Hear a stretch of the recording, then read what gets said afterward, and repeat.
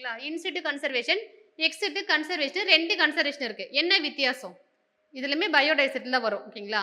In situ கன்சர்வேஷன்னா ஒரு place இருக்கு, ஒரு ஆர்கானிசம் இருக்குன்னா அதே பிளேஸ்ல என்ன பண்றது? பாதுகாக்கிறத வந்து இன்சிட்டு கன்சர்வேஷன் சொல்லலாம். எக்ஸாம்பிள்ல வந்து நேஷனல் பார்க் சொல்லலாம், வைல்ட் லைஃப் சாங்சுரி சொல்லலாம். இருக்கு இல்லையா? ஸோ இது எல்லாமே என்ன அப்படின்னா வந்து இன்சிட்டு கன்சர்வேஷன். அதாவது ஒரு உயிரினம் இருக்குன்னா அதே இடத்த வச்சு அதை வந்து பாதுகாக்கணும். எந்த ஒரு டிஸ்டர்பன்ஸ் இல்லாம என்ன பண்றோம் மத்த பாதுகாக்கிறோம் இல்லையா?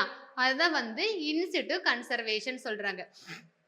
இப்போ எக்ஸிட்டு கன்சர்வேஷன் என்னன்னா அங்கிருந்து பார்த்தீங்கன்னா பாதுகாக்க முடியாது. ஓகேங்களா? இல்ல அதோட நம்பர் ஆஃப் ஸ்பீசிஸ் வந்து குறைவா இருக்கலாம். அப்ப நம்ம அதை பாதுகாக்கணும்னு என்ன பண்ணணும்னா தனியா ஒரு பார்க் மாதிரி கிரியேட் பண்றது. பொட்டானிக்கல் கார்டன், ஜூவாலஜிக்கல் பார்க் இருக்கு இல்லையா? ஸோ இது எல்லாமே என்ன அப்படின்னா வந்து எக்ஸிட்டு கன்சர்வேஷன். ஒரு இடத்துல இருந்து என்ன பண்றாங்க? கொண்டு போயிட்டு வேற ஒரு இடத்துல வச்சு வளர்க்குறத வந்துன்னா எக்ஸிட்டு கன்சர்வேஷன், வெளி வாழிட பேணுகை அப்படின்னு சொல்றாங்க. ஓகேங்களா? So zoological park, botanical garden, seed bank, நம்ம சீட் எழுதி சேமிக்கிறோம் இல்லையா? ஸோ இதெல்லாம் எதுக்குள்ள வரும்னா வந்து எக்ஸிட்டு கன்சர்வேஷன். ஓகேங்களா? ஒரு இடத்துல இருந்து கொண்டு போயிட்டு இன்னொரு இடத்துல வச்சு வளர்க்குறது.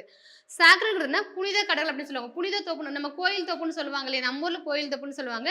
ஸோ அது மாதிரி பார்த்தீங்கன்னா ஒவ்வொரு பிளேஸ்லயுமே வந்து ஒவ்வொரு வந்து பேர் வச்சிருப்பாங்க. ஓகேங்களா? இங்க பார்த்தீங்கன்னா இந்த செயின்ட் ஹில்ஸ்ங்கிறது வந்து என்னன்னா சாக்ரட் குரோவ்ஸ் கிடையாது. புனித கடல் வந்து கிடையாதுன்னு சொல்றாங்க. ஸோ ஆன்சர் வந்து டி தான்.